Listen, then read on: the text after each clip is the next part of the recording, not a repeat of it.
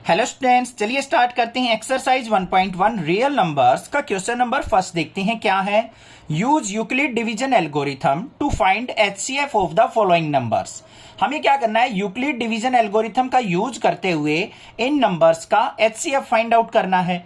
तो सबसे पहले हम देखेंगे कि यूक्लिड डिवीजन एल्गोरिथम होता क्या है, ये एल्गोरिथम या फिर लेमा का मतलब क्या होता है। इसका मीनिंग होता है प्रूवन स्टेटमेंट्स। कुछ प्रूवन स्टेटमेंट्स हैं एचसीएफ निकालने के लिए, उनका यूज करते हुए हम एचसीएफ फाइंड आउट करेंगे। क्या है वो स्टेटमेंट, वो देखते हैं। A is equal to B Q plus में आर, ये एक हमारी प्रूवन स्टेटमेंट होती है। इसमें जो ए होता है वो हमारा होता है डिवाइडेंड, जिसको डिवाइड किया जाता है। ये आपने क्लास 9th में भी सीखा है। उसके बाद इक्वल टू बी क्या होगा, हमारा डिवाइजर, जिससे हम डिवाइड करेंगे, ये हो गया डिवाइजर। मल्टीप्लाई में क्यू क्या होता है हमारा, कोशिएंट, तो ये लिख दिया हमने कोशिएंट। और प्लस में क्या है, आर हमारा होता है रिमाइंडर। जो भी हमारा डिवाइड करने के बाद शेष बचता है उसको हम रिमाइंडर बोलते हैं।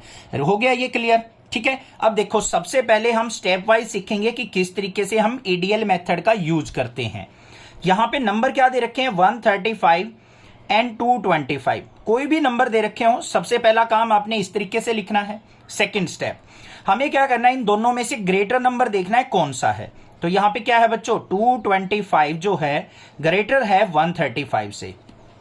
अब अगर आपसे जनरली दो नंबर दे दिए जाए और आपसे पूछे कि इन दोनों नंबर्स में से डिवाइडेंड और डिवाइजर कौन सा होगा, नेचुरली तो बड़ी वैल्यू जो होगी वो डिवाइडेंड होगी और छोटी वैल्यू जो होगी वो हमारी डिवाइजर होगी। तो हम यहां पे क्या करेंगे, 225 को हम 135 से डिवाइड करेंगे। 135 से डिवाइड करेंगे, 135 वन जा 135। अब यहां पे रिमाइंडर देखो, 225 में से 135 गया तो 90 हमारा रिमाइंडर हो गया। क्लियर ये बात, कोई दिक्कत नहीं है। हम कब तक यहां पे डिवीजन करेंगे, जब तक रिमाइंडर हमारा 0 ना आ जाए, ठीक है। जब तक हमारा रिमाइंडर 0 नहीं आता तब तक हम EDL method Euclid division algorithm का यूज करते रहेंगे। अब देखो हमें लिखना कैसे होता है, ये A is equal to B Q plus R. A क्या होगा हमारा डिवाइडेंड, जिसको डिवाइड किया गया है 225, इज इक्वल टू बी क्या होगा डिवाइजर, जिससे डिवाइड किया था 135, मल्टीप्लाई कोशिएंट क्या होगा ये, प्लस में रिमाइंडर क्या होगा हमारा 90 आया है। लिख दिया, इसको इस फॉर्म में लिख सकता हूं मैं, कोई दिक्कत नहीं है। अब हमें क्या करना है, जो ये 135 था इसको उठा के ले आओ नीचे। अब 90 क्या हो जाएगा हमारा डिवाइजर और 135 हो जाएगा डिवाइडेंड। अब 135 को डिवाइड करना है बच्चों 90 से। अब यहां पे देखो 90 से डिवाइड करेंगे, 90 वन जा 90, रिमाइंडर कितना बच गया हमारा 45। अब भी 0 नहीं आया, तो इसको भी हमें इसी फॉर्म में लिखना है, इसी एल्गोरिथम के रूप में।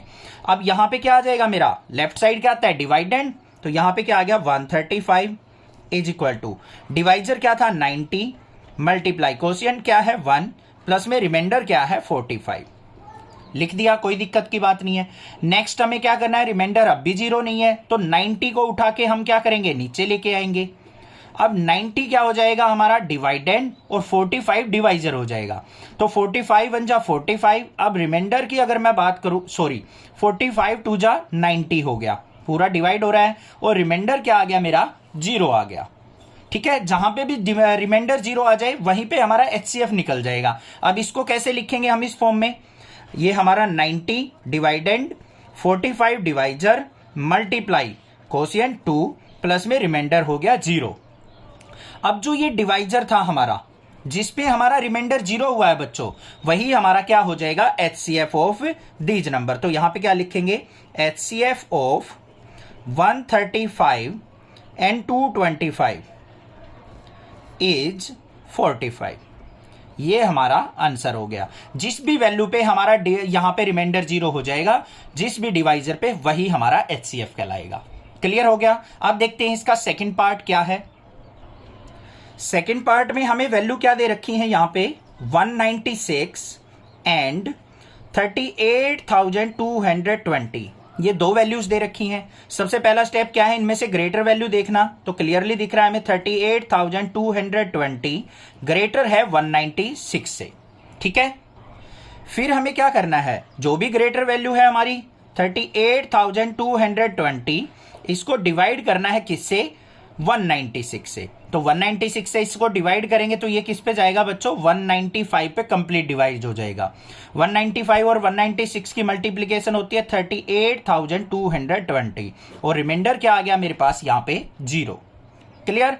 अब यहाँ पे हमारे पास ईडीएल मेथड से जो थ्योरम होती है वो क्या होती है? A is equal to B Q plus में R। अब इसको इस फॉर्म में राइट डाउन कर देंगे। A क्या होता है हमारा? जिसको डिवाइड किया जाता है, डिवाइडेंड। ये क्या है? 38,220 इज इक्वल टू B क्या होता है? डिवाइजर, जिससे डिवाइड किया हमने 196, मल्टीप्लाई कोशिएंट क्या होता है जिसपे हमारा टेबल गया है? 195 और रिमाइंडर क्या आ गया मेरा? 0। अब मैंने आपको बताया था पिछले क्वेश्चन में भी, जहां पे भी आपका रिमाइंडर 0 आ जाए जिस डिवाइजर से, वही हमारा क्या हो जाएगा? HCF। तो 196 से हमारा रिमाइंडर 0 आया है तो हमारा यहां पे क्या हो जाएगा? HCF ऑफ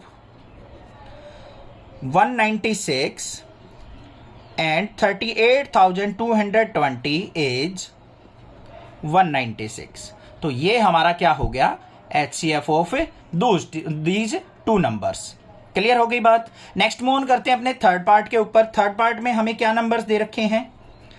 867 एंड 255, ये दो नंबर हैं। सबसे पहला काम क्या करना है हमें? इनमें से ग्रेटर नंबर देखना है। तो क्या होगा? 867 ग्रेटर देन 255। पहला स्टेप क्लियर। नेक्स्ट क्या करना है हमें? 867 को डिवाइड करना है 255 से।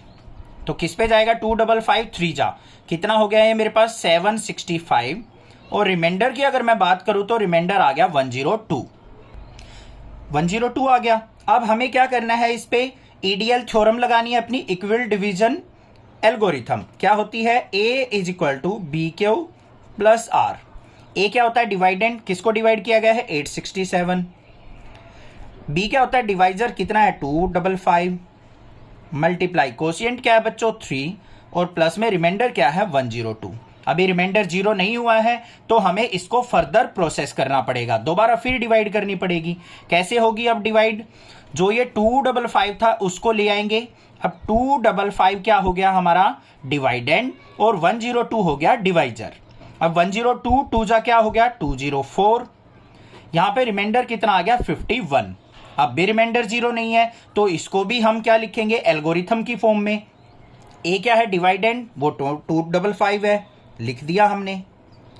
B क्या है? डिवाइजर, 102 है। कोशिएंट क्या है? 2 और प्लस में रिमाइंडर क्या है बच्चों? 51।